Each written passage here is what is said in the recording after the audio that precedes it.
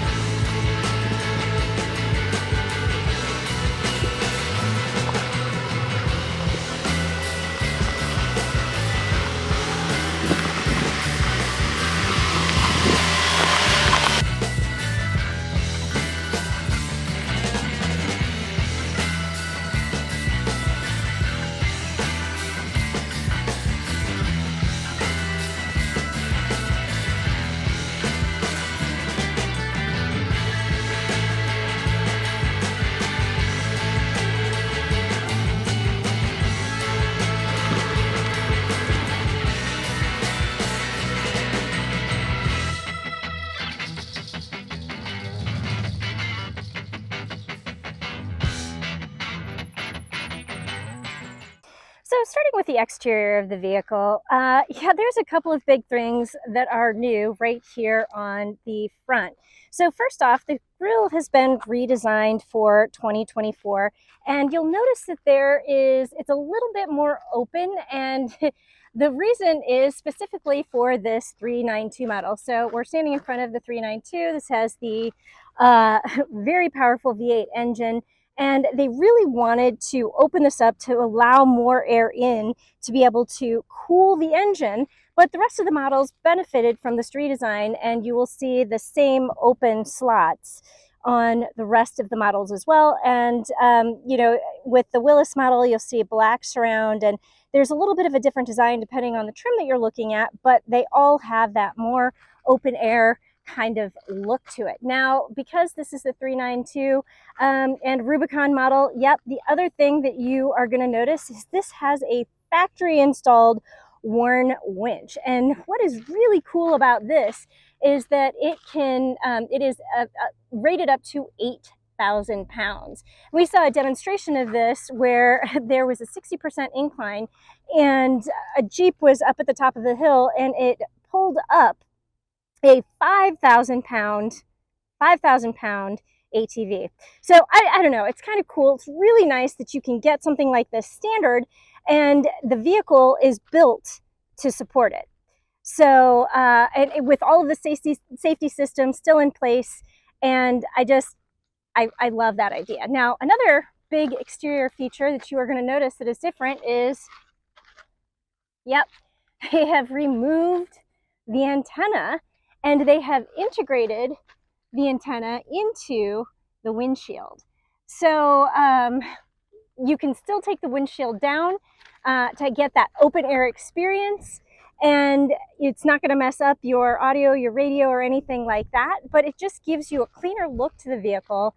And this is something that Jeep enthusiasts have been clamoring for, because the antenna was sticking up so high it would get caught on branches and things in off-road situations, and that made for things to be a little bit difficult and hairy, and people would take out their antenna and then you don't get music. This way you don't have to take out the antenna, you can still put down the windshield, and you get all of the joy of still having music. So I really like that. Now there's going to be some new wheel and tire configurations as well. We didn't have all the options here, so I'm not going to go into that, but just rest assured, lots of new wheel and tire options for 2024.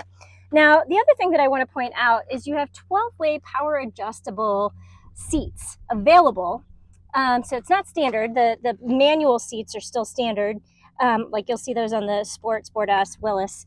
But the really cool thing here is this vehicle fords up to, I want to say around 3 feet of water, which means, yeah, the water is going to slosh up in here. And they were still able to maintain these power seats because they sealed everything. So you could be wading in water that's coming up over this seat and you're not going to short it out. It's still going to work. So they did a lot of work here to encapsulate the power controls so they could put power controls on the upper trims for the 2024 model. Moving inside the vehicle, hey, look here, we have a nice little Easter egg of a Gladiator and a Wrangler. I don't remember seeing those in the Wranglers of yore. But when we pop inside, I will point out that this right here is going to be another big new thing. So we will power this up. Yeah, I love the sound of that 392 engine when it starts. So this has a 7-inch digital display behind the wheel, and then you have this 12.3-inch screen here, which means that they had to do some redesigning of this this dash area, and the air vents have moved lower here, and that's really, I mean, it was so that they could get the bigger screen and they didn't have the air vents on either side. But I'll tell you, one of the byproducts of that is the air kind of flows better. And yeah, we're in the desert, it's kind of hot, and I'm appreciating the airflow right now. So that was one of the things that was redesigned. But one of the benefits of having this larger screen is when you go into your cameras, for example, you get a bigger, clearer image of what's going on in front of or behind the vehicle. And you get more space for off-road pages and for things, that you want to be able to see when you're doing an off-road situation. Now, this vehicle, I don't know if this vehicle specifically has it. It does. So you've got GPS trail logs on this as well. So you can look at saved recordings, and you can go to different, so nothing has been recorded yet, but GPS trail logs. And so like you can see that there's a trail here, and you can be like, oh yeah, I want to go to that. Or you can create your own trail, and while you're recording, you can set waypoints, and you can then come back to it, and you'll know if this was a tough obstacle, if this was, could potentially damage your vehicle or whatever. But I love the fact that it has the GPS trail logs that you can set your own course. And some of the models also have an adventure guide where you can go in and it'll show you trails for you to follow, and it'll give you the waypoints, and it'll tell you obstacles, and you can read about the trail before you take off. So one of the great things that Jeep does is it likes to listen to its customers and do things that it thinks its customers are going to appreciate and just like. And so this is one of the serious upgrades that they gave for this model year. And I will say it's not going to be at all trims, but it is going to be in some of your upper trims, and it's an available feature. I think they said you get 2 years free, and then after that it's going to be like a $40 subscription to be able to subscribe to the adventure guides. But a really cool feature for people who do a lot of off-roading. All right, so we've gone through some of the things that are new on this vehicle, and now it's time for us to tell you what we think. And I'm always a huge Jeep fan. I think Jeep does a great job. And I mean, it's a Wrangler. You know what you're getting. You know what to expect. But there are a couple things that I would say stood out to me in terms of things that I really liked. And one of them you're probably experiencing right now, and that is going to be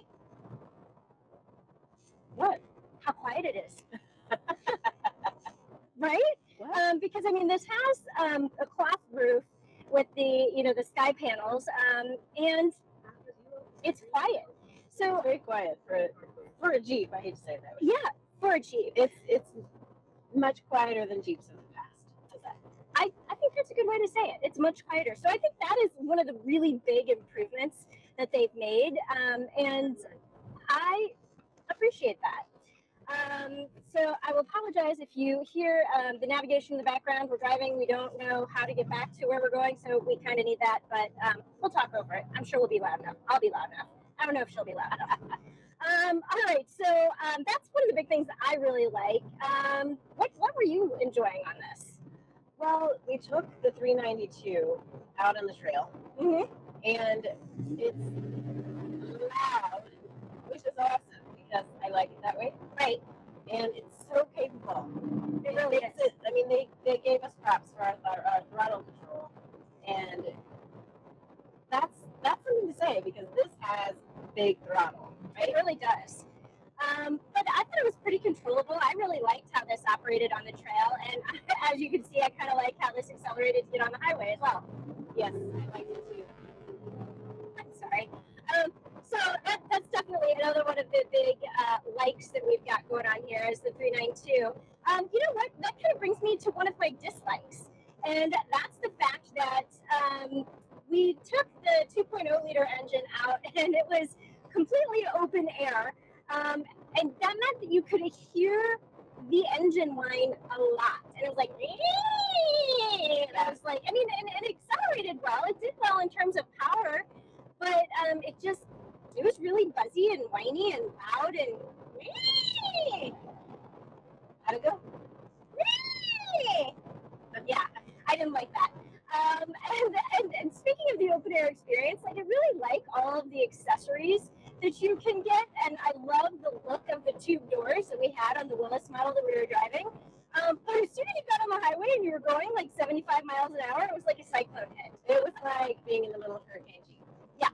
So I feel like that's the kind of thing that you're not going to want to take on the highway, at least not for very long. And you're going to want to put them on at the trails. Hopefully, it's not that difficult, or you're going to just maybe go slow to get to the trails. I don't know. It was a lot.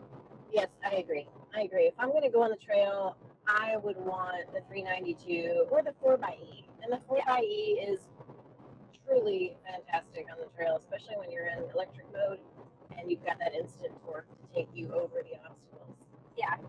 And we were driving. What did we drive out here? It was the high. We took the high altitude. High altitude. I keep wanting to call it something else that is not correct. But we took the high altitude trim, and we had the 4xe model, and it was super quiet. It was very quiet. I mean, that's the high end version, high altitude, high end, and it has all the bells and whistles that you want inside. Plus the 12-way seating adjustments, which are now sealed for waterboarding up to 34 inches. Yeah, I love that. You can be having water lap onto your legs, and it's not going to short out the controls of the power. So definitely something to like there. I like the big screen, but I'm going to tell you one of the things that I didn't like is the camera, which is really high def, doesn't take up the full screen. So the front camera and the back camera doesn't take up the full screen. And I think that's a little bit of a miss because you've got this real estate to see more and you don't get to see more. There's one thing that I didn't like, not about the screen, but about the controls. I do love that the volume and the climate control are these big chunky knobs that are easy to reach over and control the controls. But if you want to use eSave, if you're in the 4xe, the controls are to your left. And if you're looking at the road, which you should be, you can't see those buttons. I would much rather them be up here in the front or somewhere where I can see them. Yeah, I could agree with that. I mean, honestly, I would trade the auxiliary controls. There's 4 of them here.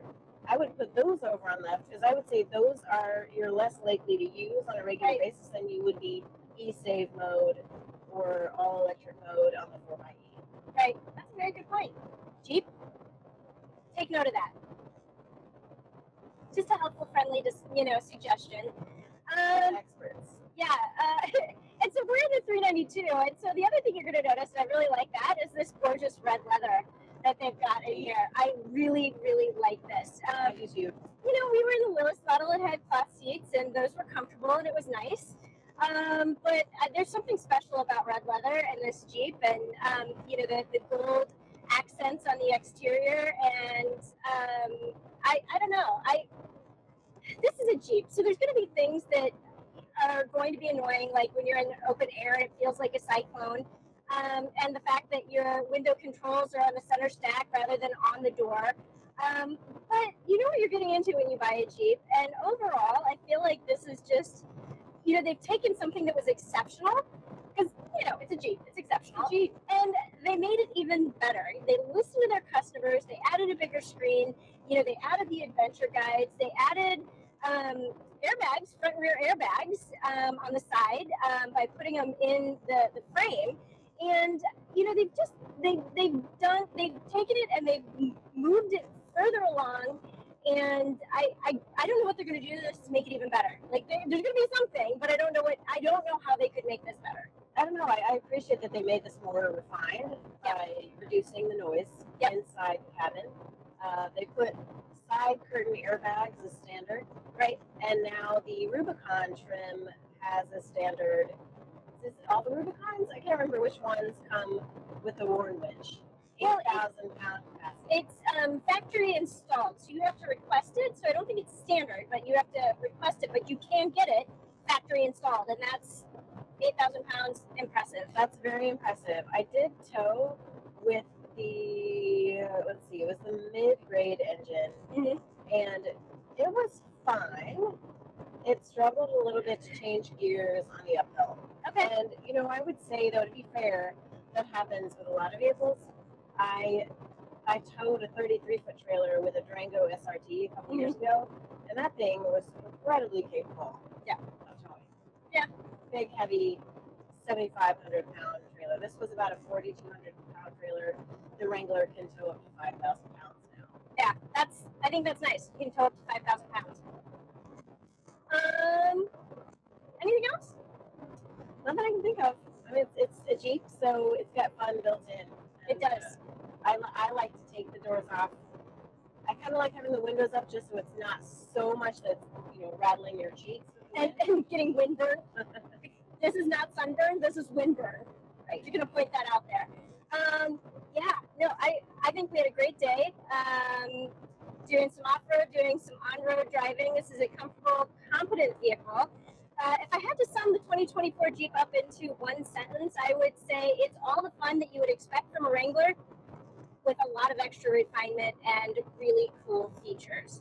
So that is all I have for you in this review of the Jeep Wrangler. Thanks for watching. Be sure to visit us on the web at pickuptrucktalk.com, because we do have more information about this vehicle there, and there's going to be a full first drive review. So check us out there. And we actually, because Rebel Partner, we will see you down the road.